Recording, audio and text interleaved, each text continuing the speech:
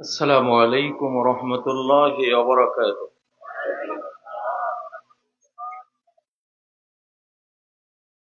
إن الحمد لله نحمده ونستعينه ونستغفره ونؤمن به ونتوكل عليه. من يهد الله فلا مضل له ومن يضلل فلا هادي له، وأشهد أن لا إله إلا الله وحده لا شريك له، وأشهد أن محمدا عبده ورسوله. أما بعد فإن خير الحديث كتاب الله، وخير الهدي هدي محمد صلى الله عليه وسلم، وشر الأمور محدثاتها، وكل محدثة بدعة، وكل بدعة ضلالة، وكل ضلالة في النار. أعوذ بالله من الشيطان الرجيم. بسم الله الرحمن الرحيم.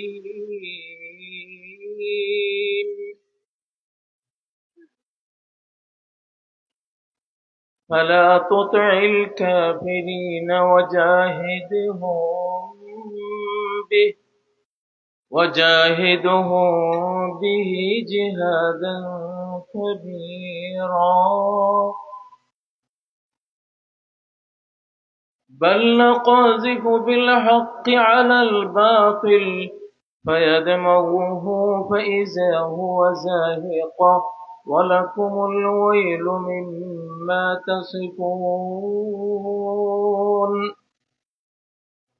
اللهم صل على محمد وعلى آل محمد كما صليت على إبراهيم وعلى آل إبراهيم إنك حميد مجيد.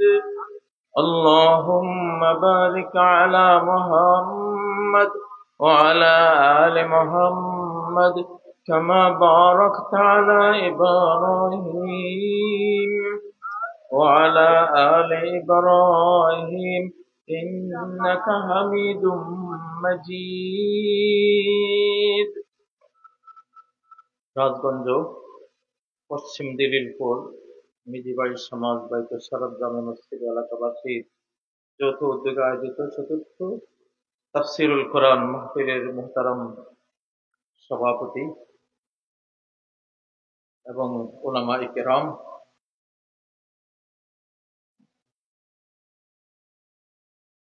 বাংলাদেশের দ্বিতীয় আরব নোয়াখালী জেলার সর্বস্তরের ইমাম, খতিব, সুধী এবং আমার সম্মুখে সমবেত মুসলিম ভাইয়েরা, পর্দার অন্তরালে সম্মানিত মা ও বোনেরা, আজকে আমার ওয়াজের বিষয়বস্তু কি হতে পারে চিন্তা করলাম। ওয়াজের আজকের বিষয় ঘনাইছে।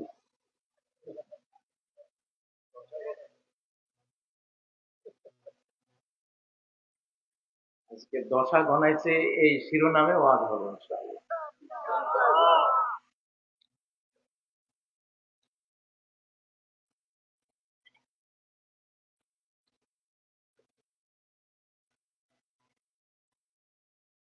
পাঁচই আগস্ট বাংলাদেশের অতীত সকল রাজনৈতিক ধারা মুছে দেওয়া হয়েছে। ওগুলি আর চলবে না, ওগুলো রহিত হয়ে গেছে।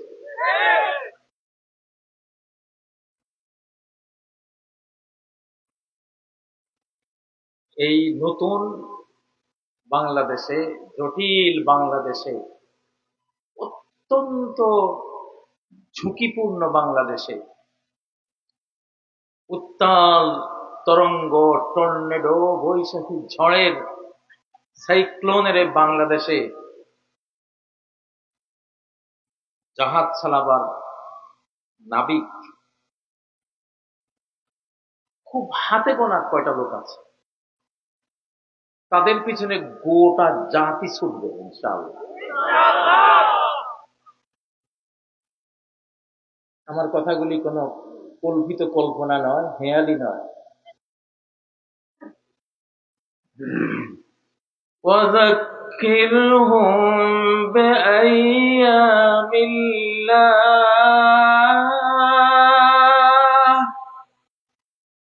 তুমি মানব জাতিকে স্মরণ করিয়ে দাও আল্লাহর অ্যাকশন, আল্লাহর পানিশমেন্ট, আল্লাহর পক্ষ থেকে নাজিল হওয়া মুমিনদের জয় আর বেঈমানদের পরাজয়ের দিবসগুলো স্মরণ করিয়ে করিয়ে মানুষকে ওয়াজ করো। সারা কোরআনে কিছুক্ষণ পরে পরে ফেরাউনের, আলে ফেরাউনের কথা, কিছুক্ষণ পরে পরে কাফের মুশরিকদের কথা, নমরুদের কথা, কওমে নূহের কথা, বেঈমানদের কথা দিয়ে ঠাসা সারা কোরআন। কারণ মানুষ ভুলে যায়, এই জন্য নতুন করে আবার রিনিউ করতে হয়, নবায়ন করতে হয়, বলতে হয়। বিগত 15 বছরের নির্যাতনের ইতিহাস,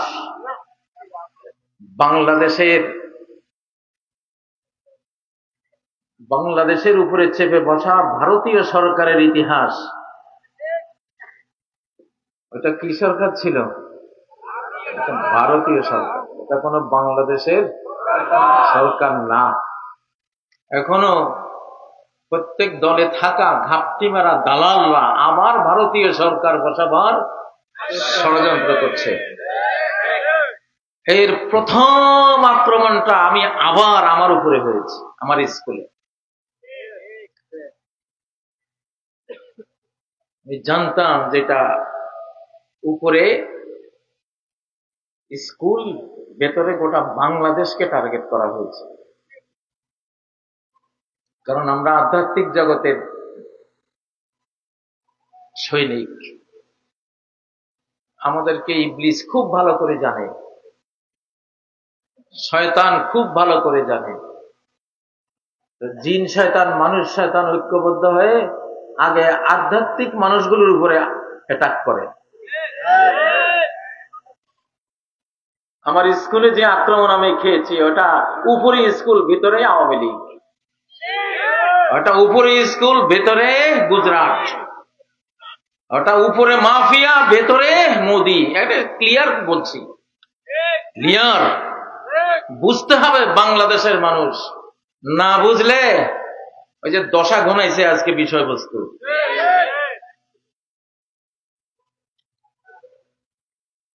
এই বাংলাদেশ, আমি সিলেটে একটা ওয়াজে বলে আসছি, লাইলাতুল কদরে এই মানচিত্রের জন্ম। 1947-এর 14 আগস্ট, যেদিন ব্রিটিশ অফিসার রেড ক্লিফ এই ভারত মহাদেশ ভাগ করে, একটা ভাগ ইসলামের কারণে, একমাত্র ইসলামের কারণে তারা মূর্তি পূজারীদের সাথে থাকতে পারছে না। তারা জুলুম করে, অন্যায় করে, খুন করে, রায়ট চাপিয়ে দেয়, হিংসা করে। মুসলিমরা ওদের ঘরে ঢুকলে ওরা ঘর সাফ করে, ধুয়ে ফেলে, ধুয়ে পরে গোবর দিয়ে লেপে।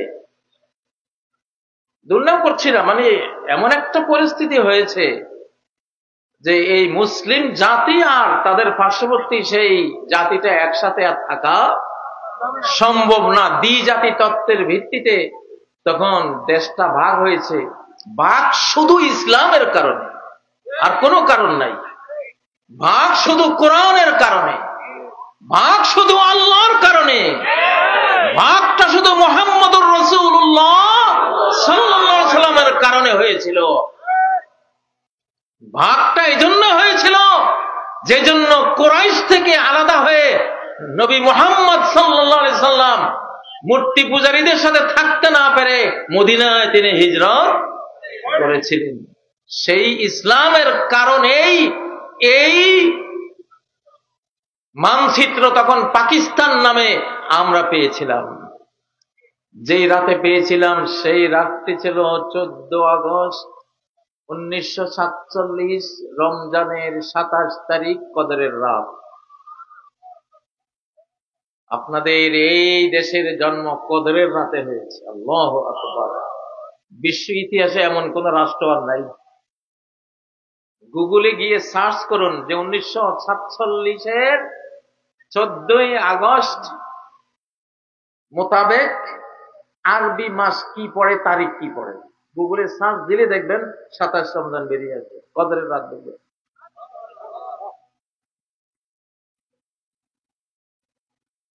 এই জন্য আল্লাহর অত্যন্ত প্রিয় একটি দেশ এই বাংলাদেশ। কদরের রাতে আকাশ থেকে কি এসেছিল? কোরআন এসেছিল।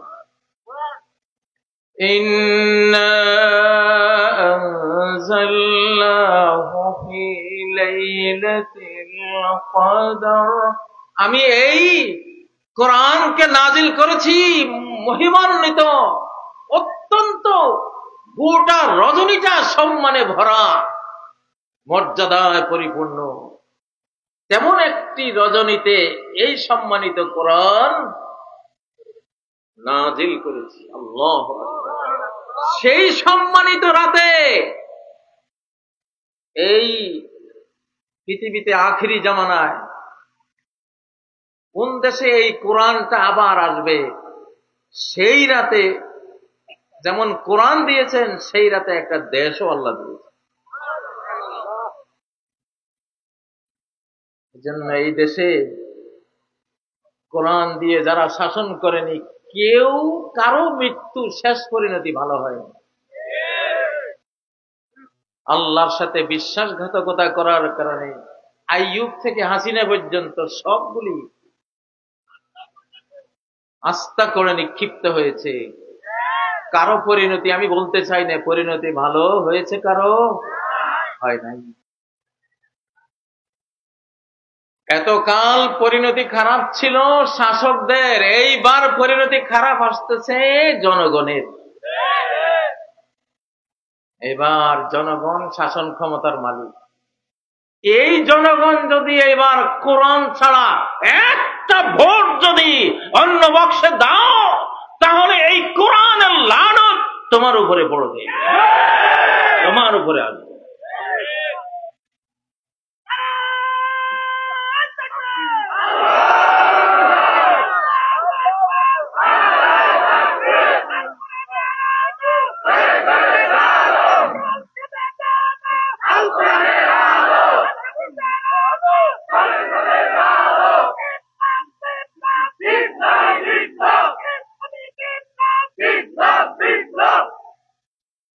পাঁচই আগস্টের আগের বাংলাদেশ এখন আর নাই।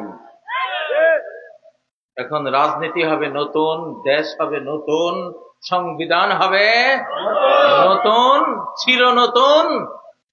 লা ইয়াখলিকু মিন কাসরাতির রাদ্দি। কোরআন যত পড়বা, পাঠ করবা, গবেষণা করবা, কোরআন যতবার পড়বা ততবার নতুন মনে হবে তোমার কাছে। প্রতিদিন ভোরে নতুন হয়ে কোরআন আসে, আল্লাহু আকবার। নতুন ব্যাখ্যা আসে, নতুন তাফসীর আসে, আল্লাহু আকবার। কারা চান এইবারের ভোট এই মাহফিলে সারা বাংলাদেশের মানুষ দেখতে পাচ্ছে আমাদেরকে, একটা ভোটও আমরা কোরআন ছাড়া কাউকে দেব না। কারা কারা রাজি?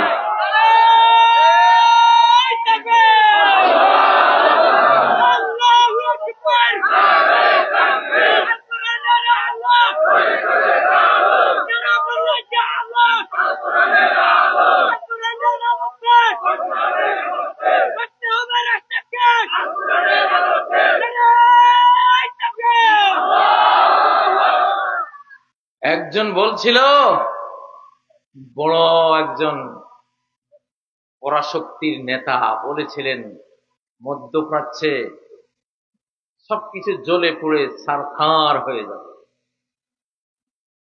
কোরআনের দেশ, আরব দেশ পুড়ে ছারখার হয়ে যাবে। আল্লাহর আরশ পর্যন্ত চলে গেছে এই কথার আঘাত। এমন আগুন জ্বালালেন উনি, আল্লাহু আকবার, এমন আগুন জ্বালালেন, সেই আগুন তো আজও নিবে নাই, নিভবেও না।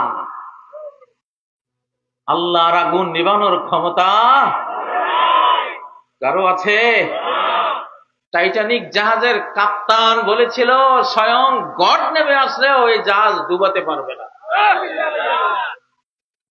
সেই আল্লাহ আটলান্টিক মহাসাগরের মাঝখানে একটা বরফ খণ্ডের সাথে, আইসবার্গের সাথে ধাক্কা লাগিয়ে 2 টুকরা করে ওই জাহাজকে কোথায় যে ডুবিয়েছেন, শত বছর খুঁজে কিছুদিন আগে বের করেছে। পারেন কিনা আল্লাহ? পারেন কিনা? ফালা সারিখ লাহুম ওয়ালা হুম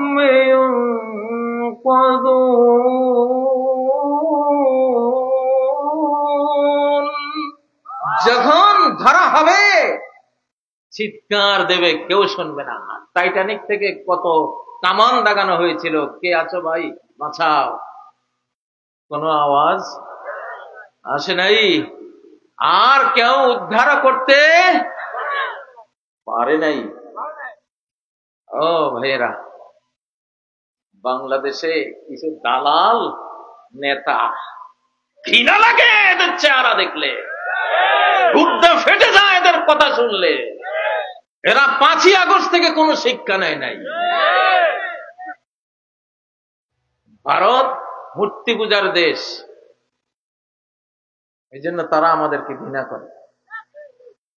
মুখে শেখ ফরিদ, বগলে ইট, মুখে শেখ ফরিদ, বগলে ইট। আমরা তো ওইরকম না, আমরা মুখে যা বগলেও তা। আমরা কখনো এরকম না।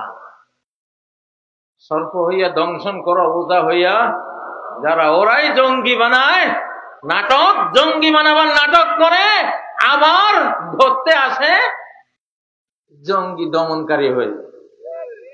ওরাই জঙ্গি দমনকারী, সবই নাটক, সেই মিথ্যা, ফেব্রিকেটেড।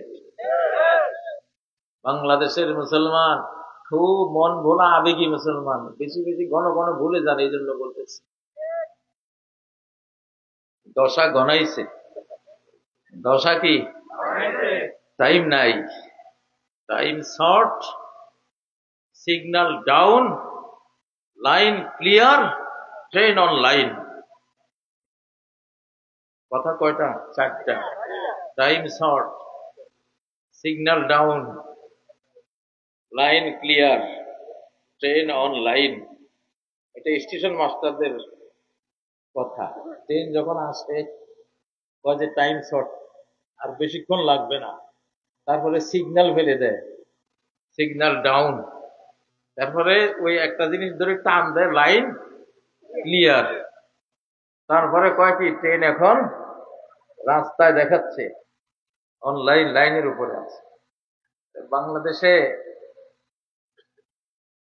আমি কয়েকদিন আগে থেকে যুদ্ধ ডিক্লার করে রেখেছি, ওয়ার ডিক্লার করে দিলাম। এই দেশের সকল ইমামরা অ্যালার্ট, হাই অ্যালার্ট, খতিবরা হাই অ্যালার্ট, সব ধর্মপ্রাণ মুসলিম, মুসলিমান নারী পুরুষ সবাই প্রস্তুত ইনশাআল্লাহ। যদি জনগণ এবার ভুল করেন তাহলে কয়েক কোটি হারিয়ে যাবেন, লাখ না। আবু হুরায়রার গোপন ব্যাগ এবং অনেক অতীতকালে লেখা নুআইম ইবনে হাম্মাদের কিতাবুল ফিতান, মুহাদ্দিসিনদের শত শত হাদিস হেঁটে যেটা সামারি, যেটা সার কথা, ওটা আপনাদেরকে বললাম। এইবার কারণ দেশে এখন সরকার আছে জনগণের সরকার, ঠিক নয় কি? আপনাদের সরকার, আপনাদের এখন দায়িত্ব এই দেশকে কোরআনের দিকে নেওয়া। কোন দিকে নেওয়া? আরে কোরআন এমন এক সংবিধান, যে সংবিধানের মালিক বলতেছে লা আকালু মিন ফাওকিহিম ওয়া মিন তাহতি আরজুলিহিম। যদি আমার এই সংবিধান তারা কায়েম করে, পার্লামেন্টে তুলে দেয়, নিজেরা এই সংবিধানের ছলে আকাশের সকল দুয়ার খুলে দেব, কত খাইতে চায় তারা খেতে থাকবে। জমিনের সকল দুয়ার খুলে দেব, কত খেতে চায় খেতে থাকবে। আল্লাহ। আর আমাদের ৭২-এর সংবিধান লিখছে কে? ওকে বেটা নিজে খাইতে পারে। ঠিক না বে? ঠিক। এইসব ফকিন্দির ভূতের সংবিধান, এগুলি এখন আস্থা করে নিক্ষেপ করে শেষ করে দিতে হবে। ঠিক না কি? এই ৭২-ইয়া সংবিধান দিয়েই তো আমাদেরকে ধ্বংস করে দিয়েছে, দেশটারে দাসদাসী বানিয়ে দিয়েছে, কলোনি বানিয়ে দিয়েছে। ঠিক না কি? ইসলামী শিক্ষা, মুসলমান জাতের শিক্ষা নাস্তা নাবুদ করে দিয়েছে। গোটা বাংলাদেশকে মূর্তির দেশ বানিয়ে দিয়েছে। যেখানে যান, শহরে নগরে যেখানে যান, মূর্তি। আরে বাবা, এটা কি মূর্তির দেশ? এটা মসজিদের দেশ, এটা মুহাম্মদ সাল্লাল্লাহু আলাইহি সাল্লামের দেশ, এটা শাহজালালের দেশ, শাহপরানদের দেশ, এটা কোটি কোটি বিশ্বের তৃতীয় বৃহত্তম জনগোষ্ঠী মুসলিম জনগোষ্ঠীর দেশ। এখানে এত মূর্তি কি উদ্দেশ্যে? এই উদ্দেশ্যে যে তারা দেশটা দখল করে নিয়েছিল। দখলের চিহ্ন কি? এই দেখো, আমাদের দেশ না হলে এত মূর্তি কেন? নিশ্চয় এটা আমাদেরই দেশের জন্য এত মূর্তি। বুঝেছেন না? দখলের সিম্বল, দখলের আলামত। চ্যাঙ্গামুড়া চিনেন? এই তো, এগুলি মূর্তি না, চ্যাঙ্গামুড়া। জমিনের আইলে চ্যাঙ্গামুড়া দেয় একটা চিহ্ন হিসেবে, যে এখান থেকে এই পর্যন্ত আমার। ওনারা ওই দেশ থেকে এই দেশ আসি চ্যাঙ্গামুড়া দিচ্ছে আমাদের। চ্যাঙ্গামুড়া এগুলি সব সারখার করে ধূলিসাৎ করে দিতে হবে। এই তাওহীদের দেশে কোন নাপাক মূর্তি আমরা রাখবো না ইনশাআল্লাহ। হ্যাঁ, হিন্দুরা তাদের মন্দির তারা থাকবে, তাদের এলাকায় থাকবে। মুসলমানের মাথার উপরে এসে মূর্তি এইভাবে বসাবে, আমরা নমো নমো করবো, এইটা হতে দেওয়া। আমরা হিন্দুর বিরুদ্ধে বলছি না। তারা তাদের মন্দিরে তারা মূর্তি পূজা করে, করুক। আখেরাতে তারা এটার বিচারে কি হয় সেটা তারা দেখবে, নাকি? তাদের মন্দির নিয়ে আমাদের কোনো কথা নেই। আমরা তাদের মন্দির রক্ষা করব, কারণ তোমাদেরকে আল্লাহর উপরে ছেড়ে দিয়েছি। আখেরাতে গিয়ে তোমাদের মাহবুদরা যদি পারে আল্লাহ থেকে তোমাদেরকে বাঁচাইতে, নাকি তোমরা বান্দার মাহবুদ সুদ্ধা জাহান্নামে পড়বা, এখন সেটা সেদিন বিচার হবে। ঠিক না? ওটা নিয়ে দুনিয়াতে আমরা বিচার করব না। তোমাদের বিরুদ্ধে আমাদের কোনো অ্যাকশনও নাই। যার যার ধর্ম পালন করার সুযোগ। লাকুম দীনুকুম ওয়ালিয়া দীন। তোমার দিন তোমার, আমার দিন তোমার শিরিক তোমার, আমার তাওহীদ আমার। তোমার নমস্কার তোমার, আমার সিজদা আমার। তোমারটার ফল তুমি ভোগ করবা, আমারটার ফল আমি ভোগ করব। ঠিক নয় কি? ও ভাইয়েরা, তো বলছিলাম দশা ঘনাইছে এই কোরআনে। আজকে আমি সূরা কাহফ নিয়ে বলছি আপনাদেরকে। হযরত মূসা আলাইহিস সালাম আর খিজির আলাইহিস সালামের কাহিনী, যুলকারনাইন বাদশার কাহিনী, এটার সাথে আমি বাংলাদেশকে আজকে ট্যাগ করব, বিশ্ব পরিস্থিতিকে টেনে আনবো। কারণ কোরআন তো আল্লাহ এমন ভাবে দিয়েছেন, সকল যুগের সকল পরিস্থিতির উপরে কোরআনকে নাজিল করাইতে হয়। কোরআনকে প্রয়োগ করতে হয় যে কোরআনের এই আয়াত এই যুগের কিসের সাথে মিলে। ঠিক নয় কি? ওই যে লস অ্যাঞ্জেলসে নিউ ইয়র্কে আগুন লাগছে, এই কাহিনী কোরআন দিয়ে ব্যাখ্যা করা যায় নাকি যায় না? فَأَصَابَهَا إِعْصَارٌ فِيهِ نَارٌ, এমন এক টর্নেডো, ঘূর্ণিবায়ু, অগ্নিবায়ু, বাতাস যখন প্রচন্ড গতিতে ঘুরে তখন আগুন হয়ে যায়। কি হয়ে যায়? বাতাস প্রেসার খেলে কি হয়ে যায়? আমরা ছোটকালে ইয়ারগান ইউজ করতাম। ইয়ারগান মানে বাতাস, বাতাস দিয়া ওই প্রেসার দিয়া ওই পাখি শিকার করার একটা আছে, গান আছে, ইয়ার গান বলে, নাম শুনছেন? তো আমরা ইয়ার গান ইউজ করতাম, ওটা ব্যারেলটা ভাঙলে দেখি যে ধোঁয়া বাইরে। কিরে, এখানে তো আগুন নাই, ধোঁয়া আসলো কোত্থেকে? ওই যে বাতাস প্রচন্ড প্রেসারে কি হয়ে যায়, ওটা আগুনের মতো হয়ে যায়, আগুনের মতো হয়ে যায়। তো আল্লাহ নিজে বলছেন যে এমন এক ঘূর্ণি বায়ুর প্রচন্ড গতির ঘূর্ণনে ওখানে আগুন জ্বলে গেছে। সেই আগুন বনাঞ্চলে পড়েছে, গোটা বনে আগুন ধরে গেছে। কোরআনে আছে না নাই? কোরআন দিয়ে সব ব্যাখ্যা করা যায়। একটা পানি আছে পৃথিবীতে, এটার নাম আবে হায়াত। কি পানি? জীবন জীবন জীবন নীর বা মৃত সঞ্জীবনী পানি, মৃতকে জীবিত করে যে পানি, এটাকে বলে আবে হায়াত। সহিহ বুখারীতে এটার নাম আসছে মাউল হায়াত, মাউল হায়াত, জীবন দানকারী পানি। হযরতে মূসা আলাইহিস সালাম একটা মাছ ভুনা করে রওনা দিয়েছিলেন, ভুনা মাছ, ফ্রাই করা মাছ। ওইটা একটা পাহাড়ের কিনারে রেখে ঘুমিয়ে পড়েছিলেন মূসা আলাইহিস সালাম। ওনার ছাত্র ইউশা ইবনে নূন আলাইহিস সালাম, উনি ওই মাছটা হাতে রেখেছিলেন। তো উনিও একটু ঘুমের ঝাঁকুনি ছিল, উনি ব্যাগটা রেখে বসে আছেন। কলকল ধ্বনি তুলে পানি পড়তেছে, সেই পানি যে জীবন ঝর্ণার পানি, মাউল হায়াত, এটা তো ওনারা জানতেন না। ওই পানির একটু ছিটা লাগছে মাছের গায়ে, ভুনা মাছ, ভাজি করা মাছ, মরা না জিন্দা? মরা মাছটা তো ভাজি করলে মাছের জীবন থাকে। গলা কেটে কল্লা কেটে আপনি ভাজি করলেন, ফ্রাই করলেন, জীবন আছে? জীবন তো নাই। ওটা খাবেন, খাওয়ার জন্য নিয়েছে। ওই আবে হায়াতের কয়েকটা ছিটা মাছের গায়ে লাগছে, মাছ জিন্দা হয়ে লাফ দিয়ে সাগরে পড়ছে। আল্লাহু আকবার, আল্লাহু আকবার।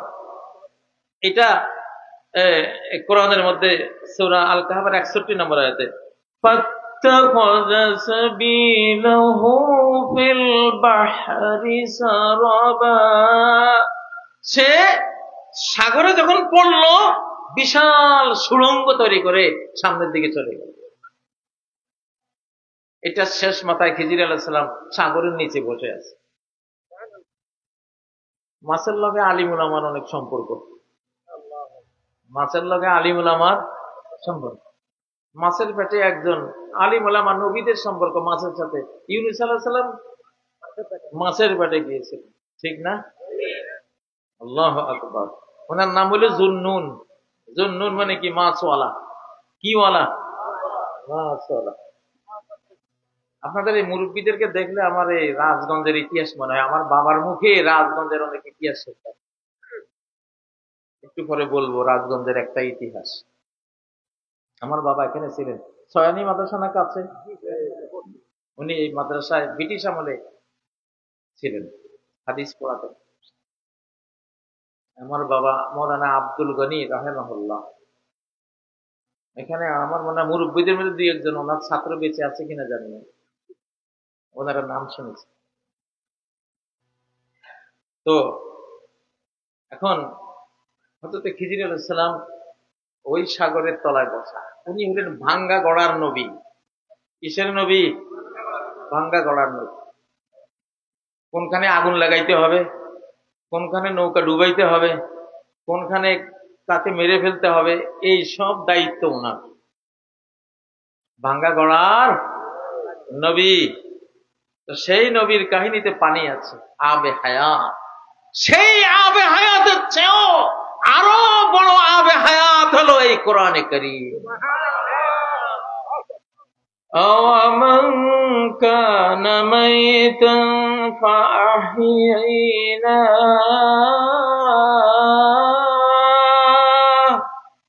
যেই ওমর মরা ছিল, মৃত ছিল রোবটের মতো, তার রূহটা মরে গেছে কোরআনের অভাবে। ফাহিয়াইনাহু, আমি কোরআন দিয়ে ঈমান দিয়ে ওমরকে জীবিত করেছি। ওমর জাহিলি যুগে কি ছিল? মরা, কাফের। দুনিয়াতে কাফেররা মরা, কোরআনের ভাষা কাফেররা কি? এখন 650 কোটি বেঈমান আছে পৃথিবীতে, সব মরা লাশ, ডেড বডি। সব কি? Dead body. যার ঈমান নাই সেই মরা, যার ঈমান নাই সে কি? কে বলে মরা? যিনি বানাইছেন তিনি বলেন মরা। আমওয়াতুন গায়রু আহইয়া, এরা সব মরা, তোরা দেখো জিন্দা, আসলে একটাও জিন্দা না, ডেড বডি। সব কি? ডেড বডি, সব সিটা। গৃহস্থের মহিলারা সিটা পাইলে চুলত ফালায়, ঠিক না? তো মানুষ যদি সিটা হয়, এগুলির চুলা একটা আছে, এই চুলার নাম কি? চুলার মধ্যে ফেলে দেবে আল্লাহ, ঠিক না? তো কোরআন এমন এক আবে হায়াত, যে এই কোরআন বুকে নেবে, অন্তরে নেবে, জিন্দা হয়ে গেল।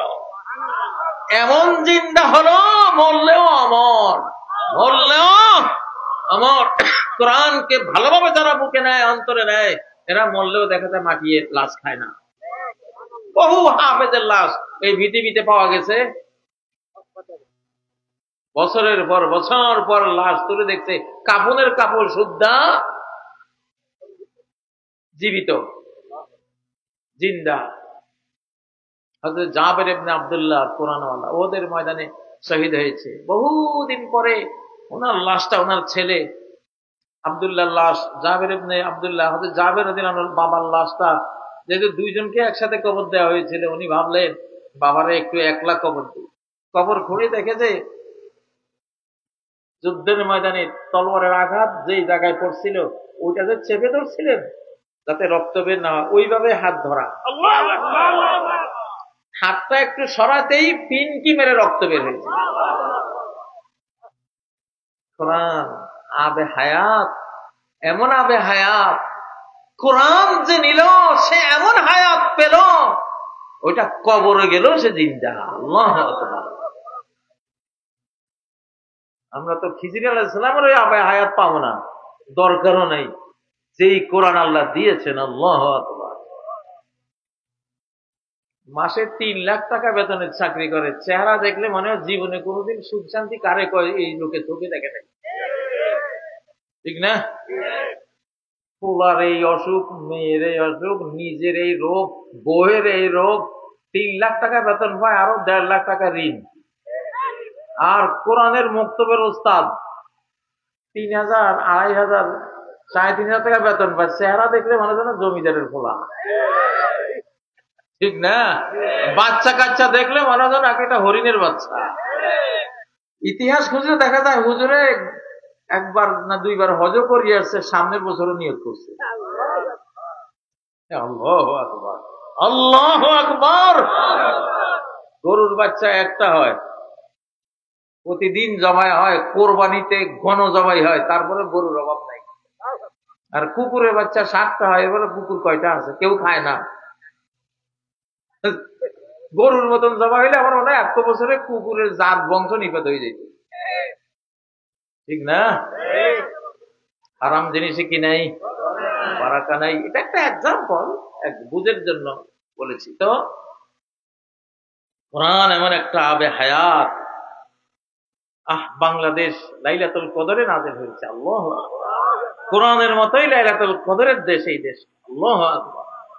মনটা আনন্দে ভরে উঠেছে, এবার ইনশাআল্লাহ কোরআন পাবো। যেই সমন্বয়ক ছাত্ররা যাদের উছিলায় ওই ফেরাউন থেকে আমরা বেঁচে গেছি, এই দেশ এখন তারা মালিক, তারা মালিক। এটা কোরআন বলে যে জয় করে সে মালিক। তোমরা জয় করতে পারো না, তোমরা মালিক না, চুপ করো, কথা বলো, স্টপ। ঠিক না কি? 15 বছর কি করছো তোমরা, আমরা দেখছি, ঠিক না? وقتل داود جالوت وآتاه الله الملك। দাউদ জালুতকে হত্যা করলেন, ওর জীবন থেকে দুনিয়া থেকে বিদায় করলেন। জালুতের সাম্রাজ্য আল্লাহ দাউদকে দিয়ে দিলেন। দাউদ বিজয়ী, দেশ বিজয়ীর মালিকানা ভুক্ত। আমার মিডিয়া যারা দেখছেন, সমন্বয়ক ছাত্রদেরকে যারা মারতে আসেন, তোরা সব ভারতের দালাল, তোরা সব রয়ের দালাল, তোরা সব বাংলাদেশকে যারা খুন করেছে অতীতে সেই খুনি তোরা। তোদেরকে বিচারের কাঠগড়ায় ফাঁসির কাস্তে ঝুলাতে হবে, সেগুলি হত্যাকাণ্ডের সাথে জড়িত, ফাঁসি দিতে হবে। বিচার না করাতে লাফাচ্ছে, বিচার না করাতে লাফাচ্ছে। নিরপরাধ জাতীয় আলেম ওলামাকে ফাঁসি দিয়েছ। মতিউর রহমান নিজামী কি অপরাধ করেছিলেন? কেন ফাঁসি দিয়েছে? কেন ফাঁসি দিয়েছিলাম? 4000 পৃষ্ঠার মিথ্যা মামলা, প্রত্যেকটা লাইনের উপরে আল্লাহ লানত পড়ুক এইসব মিথ্যুকদের মামলার উপরে, ঠিক নয় কি? এইসব আলেম ওলামা কেন ফাঁসি দিয়েছিলা? ফাঁসি দিয়েছ সেই জুডিশিয়াল কিলার তোমরা, তোমাদেরকে ফাঁসির কাছে ঝুলানো হবে ইনশাআল্লাহ। এই কাজীদের মুখ দিয়ে যে কথা বের হয় সারা পৃথিবী শোনা উচিত। এই মুখগুলি আল্লাহর জন্য বরাদ্দ করা। আমরা আমাদের সাথে বন্ধুকে রাখি, আমাদের পরম বন্ধুকে রাখি, ফ্রেন্ড আল্লাহ। আমরা আল্লাহর বলে চলি, আল্লাহর বলে কথা বলি। আমাদের সাথে পারবি না কেউ, পারার কোনো শক্তি নাই। আমাদের আল্লাহ অনেক বন্ধুকে ফাঁসিতে ঝুলিয়ে জান্নাতে নিয়ে গেছেন, জান্নাতে নিয়ে গেছে আল্লাহর ইচ্ছা, তাই না? আমি একটা গান দেখেছিলাম জেলখানায়, ও গো প্রেমের শাহানশাহ, মোর পরাণের বাদশাহ, দুই পীড়িতের মজনু বানাই দেখছো তামাশা। এক পীড়িতে বাঁধন পরায় ঘরের ক্রিয়ার মোহে, আরেক পীড়িত বের হতে কয় রক্ত রঙিন রাহে। সেদিন আল কোরআনের শুটিং এ গেছিলাম FDCI, যেখানে সিনেমা চলতো, এখন সেখানে কোরআনের দখল। আলহামদুলিল্লাহ। এই গানটা এক উস্তাদকে দিই, তোফাজ্জল সাহেব উস্তাদ গান, ওনারে দিছি যে আপনি শুরু করেন, দেখি কি হয়। তো নিজামী ভাইয়েরা চলে গেছেন রক্ত রঙিন রাহে, এটা প্রেমের একটা পার্ট। তারা হাসি মুখে জীবন দিয়ে গেছেন, তাই না?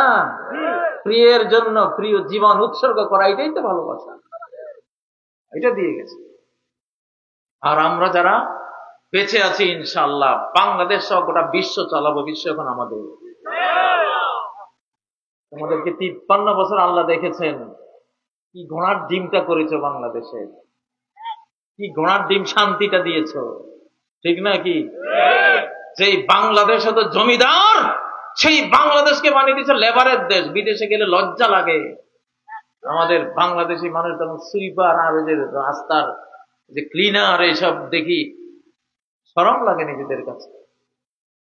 মালয়েশিয়া আমাদের পরে স্বাধীন হয়েছে, তাদের শিক্ষা ব্যবস্থায় ক্লাস 10 পর্যন্ত কোরআন হাদিস তারা রেখেছে। আজকে তারা জমিদার, আমরা লেবার, ওদের দেশে যাই। অথচ আমরা স্বাধীন হয়েছিলাম আগে, তারা এখানে ঢাকা বিশ্ববিদ্যালয়ে পড়ার জন্য এসে গড়াগড়ি করত। আজকে তারা কোথায়, আমরা কোথায়? কেন? ওরা কোরআন নিয়েছে, আমরা কোরআনের রাতে দেশ পেয়েও কোরআনকে বুঝলাম না, কোরআনের সম্মান আমরা দিলাম না। এই জন্য আমরা লেবার হতে চাই না, আমরা লেবার হতে চাই, আমরা জমিদার হবো ইনশাআল্লাহ। আমাদের এই বাংলাদেশ সম্পদে ভরা। যে দেশে গাছ লাগায় বাদুর, এই দেশে গাছ লাগাইছে কে? বনাঞ্চলে বাদুরে। তো মানুষে তো গাছ লাগাইতো না, বাদুরে খায়, বাদুরে ওগুলি ফেলায়, ওখান থেকে গাছ। সৌদি আরবে গিয়ে দেখেন একটা খেজুর গাছের পিছনে কয়েক লক্ষ রিয়াল খরচ করতে হয়। এখন চেঞ্জ হচ্ছে কি আমাদের আগে। ওখানে বাংলাদেশের বৃষ্টি আমি দেখি আসলাম সৌদি আরবে। আমি ম্যাকগুলিরে কইলাম, তোরা তো বাংলাদেশ থেকে আইছো,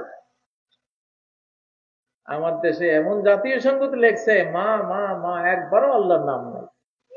ওই পোড়া কপাইল্লা এমন এক জাতীয় সঙ্গীত, ভারতীয় নাগরিকের জাতীয় সঙ্গীত আমাদের দেশে, এটা কল্পনা করতে তো লজ্জা লাগে, ঠিক না? ও ভাইরা, কোরআনের সাথে আমি মিলাই বাংলাদেশকে। কোরআনে একটা নৌকা ডুবির কাহিনী এখানে আছে সূরা কাহফে। পৃথিবীতে এখন সূরা কাহফের মতো দৃশ্যগুলি বাস্তবায়ন হবে ইনশাআল্লাহ। আল্লাহ তাআলা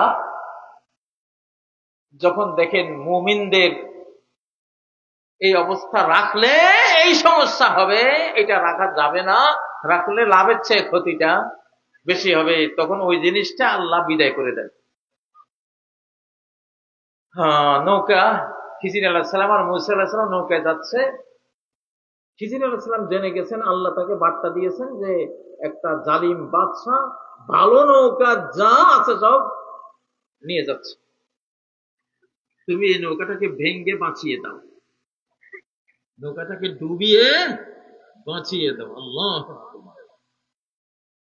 আমাদের স্বাধীনতা সূর্য ডুবে গিয়েছিল 1757 সালে নবাব সিরাজের হত্যাকাণ্ডের মাধ্যমে। আল্লাহ আমাদেরকে ডুবাই দিয়েছেন। কি করেছেন? ডুবাই দিয়েছেন।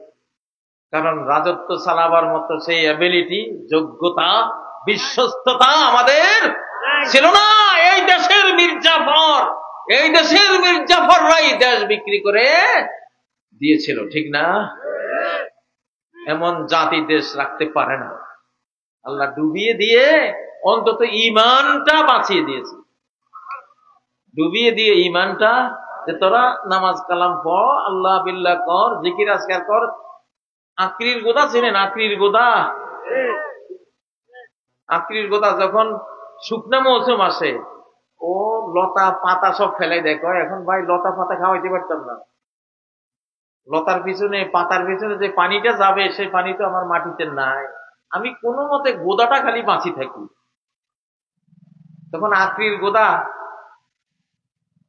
নিচে বেঁচে থাকে। যেই আষাঢ় মাস আসে, বৃষ্টি পড়ে আস্তে করে যে এখন আমার পাওয়ার আসতেছে, এখন সে লতা উপরে ছেড়ে দেয়, পাতা ছেড়ে দেয়, কিছুদিন পরে বড় বড় আঁকড়ি ধরে, ঠিক না? তো আল্লাহ তাআলা যে 1757 সালে আমাদের স্বাধীনতা সূর্য ডুবিয়ে দিয়েছিলেন, আর আঁকড়ির গোদার মতো ভেতরে শুধু লা ইলাহা ইল্লাল্লাহটা বুকে নিয়ে বাঁচিয়ে রেখেছিলেন। আল্লাহ জানতেন এক সময় পরিবেশ আসবে, তোরা জেগে উঠবি। আল্লাহু আকবার, লিল্লাহি তাকবীর, লিল্লাহি তাকবীর।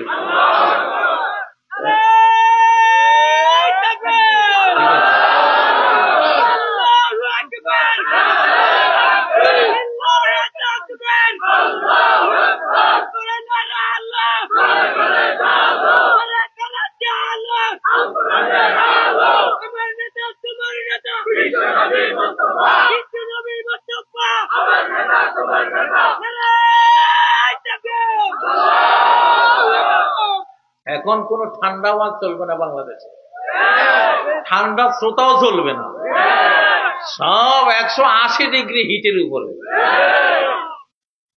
ঠান্ডা হয়ে গেলে মারা পড়বা। আমি সব বক্তাদেরকে আবদার জানাচ্ছি, কোন ঠান্ডা ওয়াজ করবেন। আলহামদুলিল্লাহ বক্তারা গরম ওয়াজ করে এখন, তাই না? 64 বছরের বক্তায় যখন টাইগারের মতন হুঙ্কার দেয়, তাহলে 20-22 বছর 30 বছর এগুলি কি করবো? মূসা আলাইহিস সালামের কথা ইজাহুল বুখারী কিতাবে লিখছে যে মাঝে মধ্যে উনি এমন হিটের বক্তৃতা দিতেন, টুপিতে আগুন লাগিয়ে যেত, জালালে নবুয়ত, নবুয়তের জালাল। আল্লাহু আকবার। এখন অধপতিত জাতির নেতা হইতে হয় সিরিয়াস গরম, এমন হিট দিবে, একজনের হিটে 18 কোটি মানুষের অন্তরে আগুন জ্বলে উঠবে। দেশটা তাকবীর ওরকম করে দাও, আগুন জ্বালাও।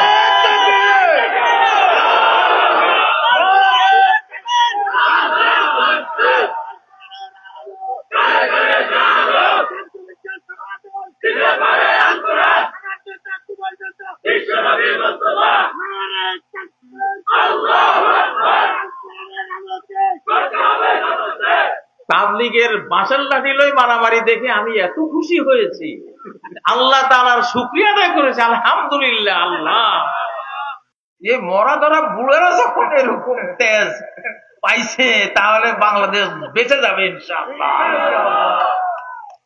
নজরুল হিন্দু মুসলমান রায়ট দেখে আনন্দে আত্মহারা হয়ে গান লেগেছে যে ইনশাআল্লাহ এই মারামারির ট্রেনিং ইংরেজদের বিরুদ্ধে কাজে লাগবে। বাস্তবে তাই হয়েছে। নজরুল কি বলেছিল? জেগেছে মুসলিম, জেগেছে হিন্দু, বিজয় কেতন উড়া। বিজয়ের পতাকা উড়া তোরা। এরা জাগছে, এরা মারামারি করতেছে, শিখছে, এখন ট্রেনিং হচ্ছে, ঠিক না? আলহামদুলিল্লাহ। তা আজকে যে নৌকা ডুবির কথা বললাম, সেই ডুবন্ত বাংলাদেশ নৌকার মতো ডুবে গিয়েছিল। বহু বছর পরে নিজ ইমানের বলে জেগে উঠেছে। আলহামদুলিল্লাহ। একটা আধ্যাত্মিক আন্দোলন হয়েছিল, আধ্যাত্মিক বিপ্লব হয়েছিল। কেউ জানে না এই বিপ্লবের চক্ষুটা, এই সাইক্লোনের চক্ষুটা কোথায় ছিল, কেউ জানে না, আল্লাহ ছাড়া। অল্প কয়েকটা লোকে জানে। এই বিপ্লব, একটা সাইক্লোনের একটা চোখ থাকে না, এই চোখের শক্তিতে 1000 কিলোমিটার ঘূর্ণি মারে, ঠিক না? এই বিপ্লবটা ওই বিপ্লব ছিল। এই জন্য সারা বিশ্ব হতবাক, কেমনে হলো? রাজনীতিবিদরাই বুঝে না এটা কেমন সম্ভব। এটা ছাত্র সমন্বয়ক, কে যে নেতা খুঁজে পাওয়া যায় না, কে যে নেতা খুঁজে পাওয়া যায় না। কারে যে মারলে এই আন্দোলন দমন হইব বুঝার কোনো কায়দা নাই। এইভাবে চলবে ইনশাআল্লাহ। আল্লাহ জানতেই দেবে না কোত্থেকে কি হবে, আল্লাহ জানতে দেবে না, কারণ এটার পরিচালক কে? ডাইরেক্ট আল্লাহ। আমি যে বললাম যে 5ই আগস্টের আগের রাজনীতি শেষ, দাফন হয়ে গেছে। আল্লাহর আকাশের মার যখন আসে, তখন অতীত মুছে দেন আল্লাহ।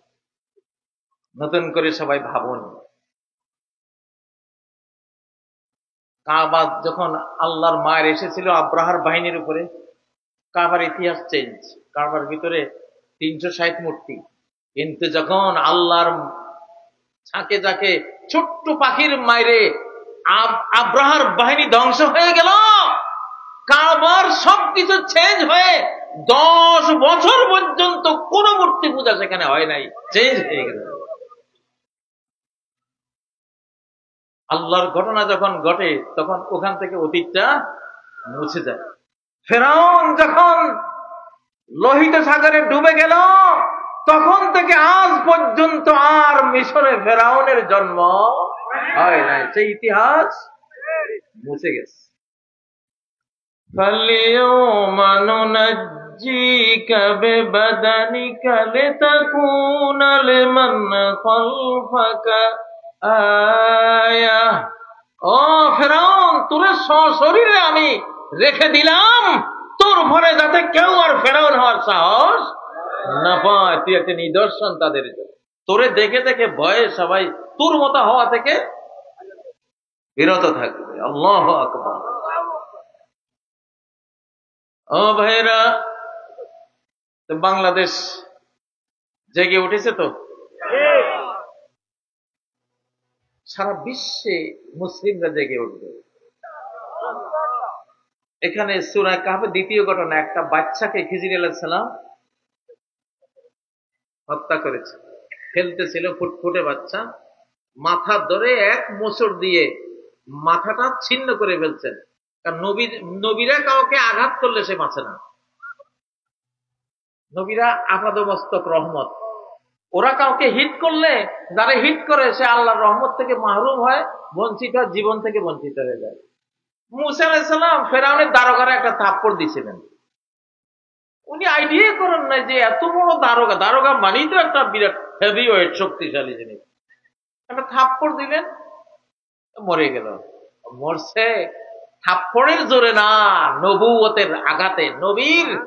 নবীর যে নবুয়তের পাওয়ার, ওই পাওয়ারে ওইটা শেষ হয়ে গেছে। নবীজি ইবনুল কামিয়া উহুদের ময়দানে ওনারে তলোয়ার দিয়ে এইভাবে মেরেছিলেন। ইবনুল কামিয়া এরকম এক কাফেরের ব্যাপারে নবীজি বলছেন যে ওরে আমি মারব। তো সে যুদ্ধের ময়দানে আসার পরে নবীজি বল্লম দিয়ে তার ঘাড়ে সামান্য একটু আঁচড়, নখ দিয়ে আঁচড় দিলে যেরকম আঁচড়টা দিছিলেন। সে বলতেছে আমি শেষ। কাফেররা কয়, তার দল বলে লোকেরা কয় যে তোর কি হয়েছে? কিছুই তো হয় নাই বেটা, তুই মরবি মানে? কয় না, মুহাম্মদ বলছে সে আমারে মারবে, আমি শেষ। আসলে যাইতে যাইতে রাস্তা সে মরে গেছে। নবীরা হিট করলে বাঁচে না, আলেমরা হিট করলেও। হ্যাঁ, এই জন্য বলে আলেমদের মাংস হইল বিষাক্ত। লহুমুল উলামা মাসমুমা। ইবনে আসাকির তার কিতাবে লিখেছেন যে সাহাবায়ে কেরাম বলতেন লহুমুল উলামা মাসমুমা, আলেমের গোস্ত বিষাক্ত, গোস্ত খাইও না। মানে আলেমের গীবত, দুর্নাম, গালিগালাজ এগুলি যে করবে বিষক্রিয়া আক্রান্ত হবে, বিষক্রিয়ায় আক্রান্ত হবে। এটা মারাত্মক জিনিস। মধু, মৌমাছি যেটা, তার মধ্যে বিষ থাকে কিনা? কেন থাকে? মধু রক্ষার জন্য। মধু রক্ষার জন্য। তো কোরআন যে বুকে নেয় তার মধ্যে একটা বিষও আল্লাহ রাখেন, যাতে কোরআনটা সে সংরক্ষণ করতে পারে। আল্লাহু আকবার। ও ভাইরা, এখন এই যে পোলাটারে মারলেন, এই কাহিনী কেন শোনাচ্ছেন আল্লাহ? ওখানে কষ্টটা কি ছিল? মারলো কেন? কয় যে পোলাটা তো এখন না নিষ্পাপ আছে, এটা বড় হলে বেঈমান কাফের হবে, এবং তার মায়ায় তার ইমানদার মাও কাফেরা হয়ে যাবে, বাবাও কাফের হয়ে যাবে, সর্বনাশ হয়ে যাবে। আর আল্লাহর কাছে কাফের হওয়া এত বড় মরণ, তার চেয়ে ফিজিক্যাল মরণ, বডিগত মৃত্যু হয়ে দুনিয়া থেকে চলে যাক ইমান নিয়া, এটা অনেক বড় তার সফলতা। মুসলিম বিশ্বে বহু মানুষকে অতীতে কিছুদিন আগে থেকে আল্লাহ সরাই দিয়েছেন, সামনে আরো সরাবে। যারা থাকলে কোরআন আসতে পারবে না, যারা থাকলে কোরআন আসতে, এগুলি সব ডিলেট হয়ে যাবে। সাদ্দাম ডিলেট হয়ে গেছে। সাদ্দাম থাকলে ইরাকে এখন যে মুজাহিদরা, তাকবীর, আমার ইসলামের মুজাহিদরা যে ফিলিস্তিনের পক্ষে লড়াই করে, এরা থাকতে পারত না। বুঝেন না? হুসনি মুবারক ছিল মিশরে, আল্লাহ বিদায় করে দিয়েছে। তারপরে তিউনিসে একটা ছিল, বিদায় করে দিয়েছে। গাদ্দাফি একটা ছিল, বিদায় করে দিয়ে। এগুলি থাকলে ইসলামী হুকুমতের কথা বলা যাইতো না, আল্লাহ সরাই দিয়েছে। বাংলাদেশে একটা ছিল, এইটা থাকলে ইসলাম তো দূরে থাকুক ভাই, দাঁড়িয়ে মিলে বাসায় তো মুশকিল ছিল। আল্লাহ সরিয়ে দিচ্ছে কিনা? আরো আছে, আরো। এই যে দশা ঘনাইছে, বিষয়বস্তু দিছি না আজকে, ওগুলিরও দশা ঘনাইছে, ওগুলিরও দশা ঘনাইছে। এই জন্য ভিতর থেকে বের হচ্ছে, আল্লাহ বাহির করে আনতেছে। ওরা در خیالش ملک و عز و مهتری گفت عزرائیل رو آره بری। তার খেয়াল হলো আমি তো ঘোড়ায় চড়ছি, আমি এখন রাজকীয় পুরস্কার উপঢৌকন দেব, আমার কত ভবিষ্যৎ, কত কি। আজরাইল কয় এদিকে আয়, তোর মরণ ঘনাইছে, তোর দশা ঘনাইছে, তোর জান কবজ করব। বুঝেন না? বাংলাদেশে যারা আবার ফ্যাসিবাদ ফেরত আনতে চান, যেই দলনে হন, যত বড় মির্জাফরে হন, যত বড় বুদ্ধিমান নিজেরা ভাবেন না কেন, দশা গনাইছে কইলা, দশা গনাইছে। আসমানের বার্তা দিলাম, আসমানের বার্তা। যারা কোরআনের মুখ, এই মুখগুলি দিয়ে ফেরেশতারা কথা কয়, কোরআনের পাখি যেগুলি, এগুলির মুখ দিয়ে কে কথা কয়? ফেরেশতারা কথা। ইন্না লিল্লাহি মালাইকাতান সাইয়্যাহিন, আল্লাহর একদল সাংবাদিক ফেরেশতা আছে। তানতিকু আলা আলসিনাতি বনি আদম, বনি আদম মানুষের মধ্যে ফেরেশতারা যাদের পছন্দ করে তাদের জিহ্বা ব্যবহার করে ওই ফেরেশতারা কথা বলে, সংবাদ দেয়, ইনফরমেশন দেয়, আগামীতে কি হতে পারে এগুলি বলতে পারে। আল্লাহু আকবার।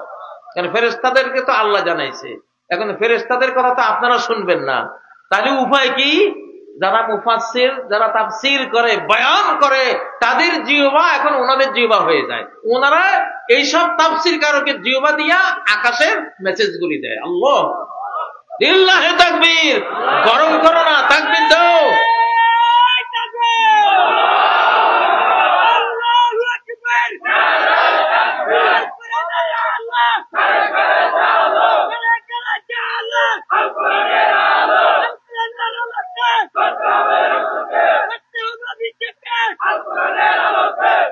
ভয়ঙ্কর একটা মেসেজ দিচ্ছি, দাও তাকবীরটা দাও।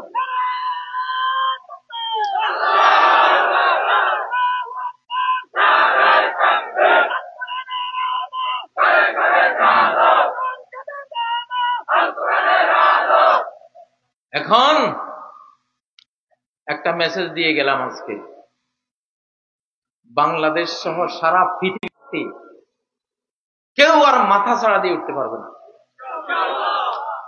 না জাতিসংঘ, না আরো নিরাপত্তার দায়িত্বে বড় বড় পরাশক্তিরা আছে, আরো যারা আছে। আজকে কত তারিখ? 30-এ তথ্যটা দিয়ে দিলাম। কোন বেঈমান শক্তির আর পরাশক্তি, বৃহৎ শক্তি, বড় শক্তি হওয়ার সময় আর আসবে না। না, শেষ। মাথা তুলবে, মাথা আকাশ থেকে ভেঙে দেওয়া হবে। আকাশ বাহিনী অথবা জমিন বাহিনী, যেই কোনো দৃশ্যমান অথবা অদৃশ্যমান যে কোনো সিস্টেমে তাকে দমন করে ফেলা হবে। বুঝবেও না কেন এমন হলো। আকাশের মার খেয়ে ছেড়ে দে মাকে দেবাছি, মুসলমানের দেশ দখলের চিন্তা আর করার সুযোগ নাই ইনশাআল্লাহ। অনেকে ভয় পাচ্ছেন তো বাংলাদেশ নিয়ে। আমি বলেছি, আগে মেসেজ দিয়ে রেখেছি, বাংলাদেশ আক্রমণ করবা, তোমার দেশ দখল করে নেব ইনশাআল্লাহ। বেয়াদবি করবা, বেয়াদবের কিভাবে শায়েস্তা করতে হয় আসমানের মালিক জানে কিনা। মুসা আলাইহিস সালামকে মারতে গেছে, আল্লাহ কয়, হে মুসা, তোমার 300-350 লোক আর হে 10-12 লক্ষ আর্মি নিয়ে আসতেছে, আমি তো তার সাথে তোমার লাগাবো না, আমি তার সাথে লাগাবো আমার লোহিত সাগরের সাথে লড়াই লাগাই দিব। দেখ, লড়াইটা কর। 2-3 কিলোমিটার পানির নিচে রাস্তা দেখে মনে করছে পাইলাম তো রাজপথ, ঘোড়ায় ছড়িয়া মর্দ হাঁটিয়া চলিল, তাই না? যখন পানি ধাপটা মারি ধরল, এখন কয় আমি বানাচ্ছি আমান্তু। কি এখন লড়াই করিস না? পানিরে তলোয়ার মার দেখি, পানিরে বললাম মার, তীর দিয়া মার দেখি। আহা, ফেরেশতারা যে কি মারছিল ফেরাউন বাম হাত দিয়া ফিরাইতেছিল, সে বাম হাতটা বেঁধে রাখতে হবে। বাম হাতটা এখন এরকম হয়ে আছে, ফেরেশতাদের মায়ের ফিরাবার জন্য এই বাম হাত এমনি করছিল, সেই হাতটা বেঁধে রাখতে হয়, ছেড়ে দিলে এরকম হয়ে যায়।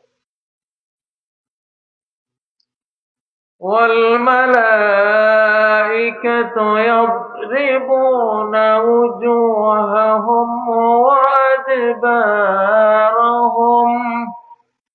যে কোনো বেঈমান মরার সময় ফেরেশতারা অদৃশ্য বেত নিয়ে আসে, অদৃশ্য দণ্ড নিয়ে আসে, ওই ডান্ডা দিয়ে যখন পিঠায় তার পিঠে এবং তার চেহারায় যখন মারে, হে মুহাম্মদ, আল্লাহ বলছেন তুমি যদি দেখতা কি ভয়ঙ্কর দৃশ্য দেখতা। এরকম মার খেতে রাজি আছেন নাকি? কারা কারা রাজি আছেন হাত তোলেন। তাহলে কি করতে হবে? কোরআন সংবিধান চাই, ফরজ। ফরজে আইন প্রত্যেকটা মুসলমানের উপরে, ঠিক না? এটাই বাঁচার উপায়, খাওয়ার উপায়, নিরাপত্তার উপায়, বাংলাদেশের উন্নয়নের উপায়, বিশ্বের দরবারে শ্রেষ্ঠ দেশ হিসাবে মাথা উঁচু করে দাঁড়াবার উপায়। এটা বলা, যেটা নর্মাল স্কুলেও পারে না, ইংলিশ মিডিয়ামে তো পারেই না, নর্মাল স্কুলেও পারে না, জিলা স্কুলে দিচ্ছে তাও পারে না। তো মা বাবা পরামর্শ করে, আচ্ছা কি করবি? মা কয়, যা দে আল্লাহ রাস্তা, খাইয়ে মাসুক। জানে আল্লাহ রহমতে একটু কোরআন কিতাব পড়লে না খাই মরতো না, কোনো না কোনো ভাবে আল্লাহ তারে, এটা বুঝে সবাই। এইবার কিন্তু আপনাদের উপরে বিপদ আসতেছে, আপনারা জনগণ, আপনারা ক্ষমতা। এখন ডক্টর ইউনূস সাহেব বলে ছাত্ররা আমারে ক্ষমতায় আনছে, আল্লাহ আনাইছে, ছাত্ররা ছিল, জনগণও ছিল, ঠিক না?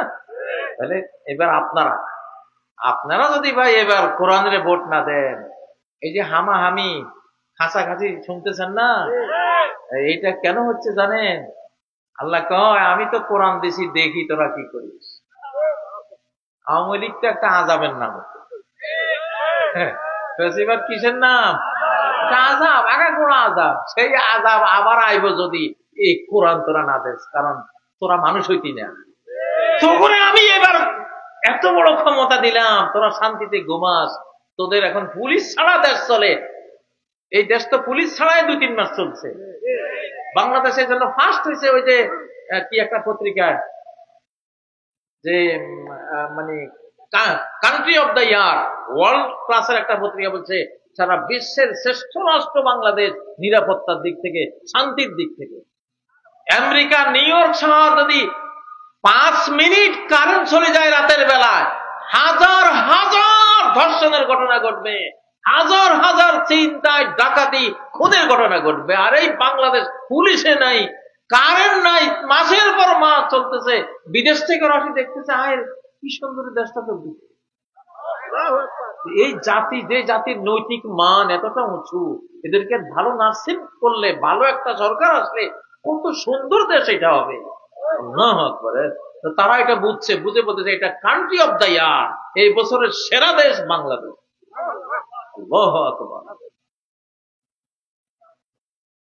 আচ্ছা যাই হোক, তো আল্লাহ মারবেন কেন? যাতে আপনারা ঈমান নিয়ে চলে যেতে পারেন। কারণ কোরআন অস্বীকার করে বেঈমান হয়ে জাহান্নামে যাবেন, এটা আল্লাহ সহ্য করবে না।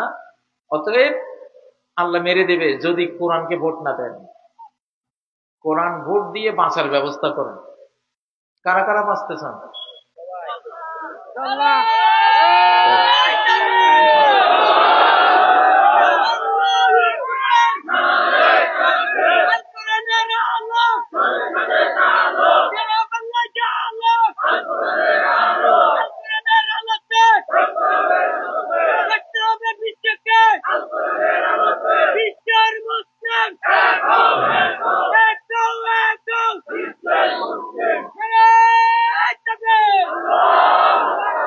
ইহুদিরা মুসা আলাইহিস সালাম তুর পাহাড়ে গেলেন তাওরাত পিতা বানার জন্য। ওরা গো বাছুর একটা বানাইয়া পূজা করছে। আল্লাহ বলছেন এখন ফাতুবু ইলা বারিকুম ফাকতুলু আনফুসাকুম, যদি তওবা করতে হয় তাহলে একে অপরকে খুন করতে হবে। এটা তওবা হলো খুন হয়ে যাওয়া। এটা তওবা কি? খুন হয়ে যাওয়া। 70,000 মানুষ একে অপরকে খুন করার পরে আল্লাহ তওবা কবুল করেছে। তো কোরআন ছাড়া যে সংবিধান লেখেন, এখনো লেখা হচ্ছে, এটা তো গোবাছুর। গোবাছুর মানে কি? আল্লাহর সংবিধান বাদ দিয়া অন্য কিছুর পূজা করা, আল্লাহকে বাদ দিয়া আরেকজনকে মাবুদ বানানো, আরেকজনেরকে বিধাতা বানানো, বিধানদাতা বানানো, এটাই তো। তো এই যে 72 সংবিধান, এটা আর একটা গোবাছুর। এবার যদি এটা পূজা করেন ভাই, কয় কোটি যাবেন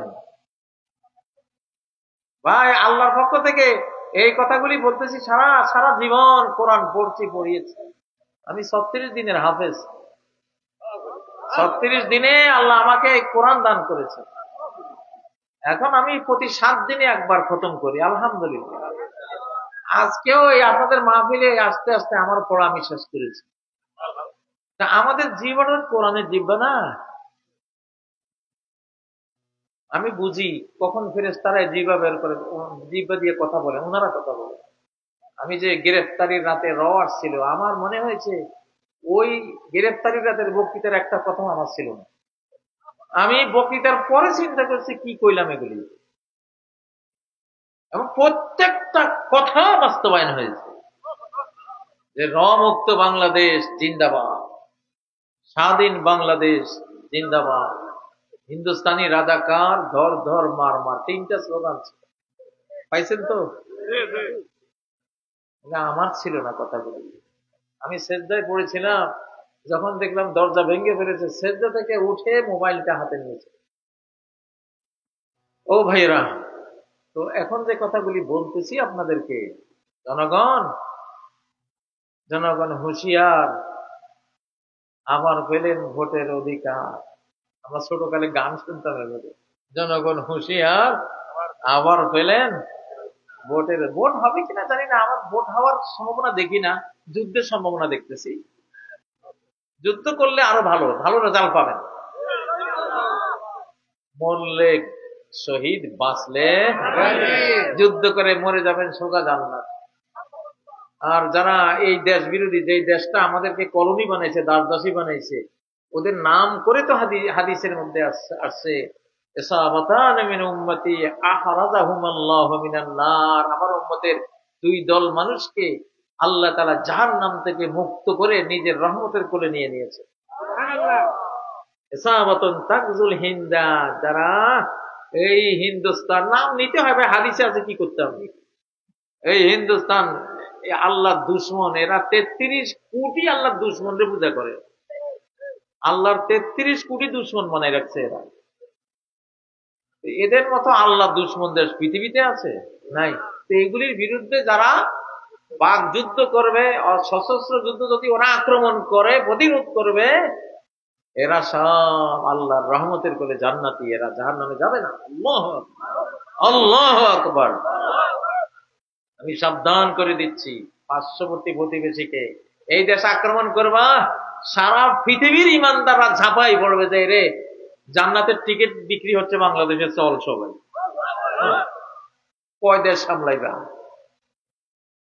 গোটা মুসলিম জাহান জাপ দেবে বাংলাদেশের উপরে, আসবে লড়াই করতে, আসবে জাহান্নাম থেকে মুক্তি নিতে আসবে, জান্নাতের টিকিট নিতে আসবে ইনশাআল্লাহ। সোজা মনে করিস না, হ্যাঁ সোজা মনে করিস না।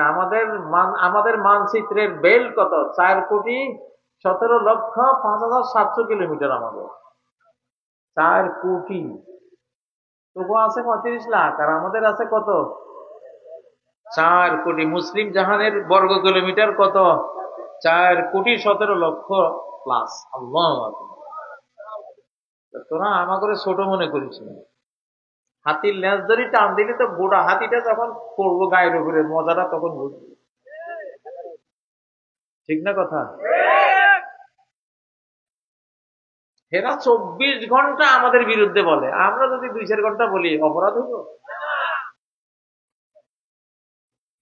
ওদের মিডিয়াগুলি শুনলে, রিপাবলিক টিভি আরো হায় হায় রে কি যে বলে। আমারও একদিন ফোন দিছিল, হুজুর আপনার লগে একটা ইন্টারভিউ আছে। আমি তো বলছি শয়তান, তুই আমারে নিয়ে আমারে একটা কথা বলতে দিবি না, বর্বর বর্বর বর্বর করে নিজে কবি, এরপরে কবে কাজী সাহেব হেরে গেছে।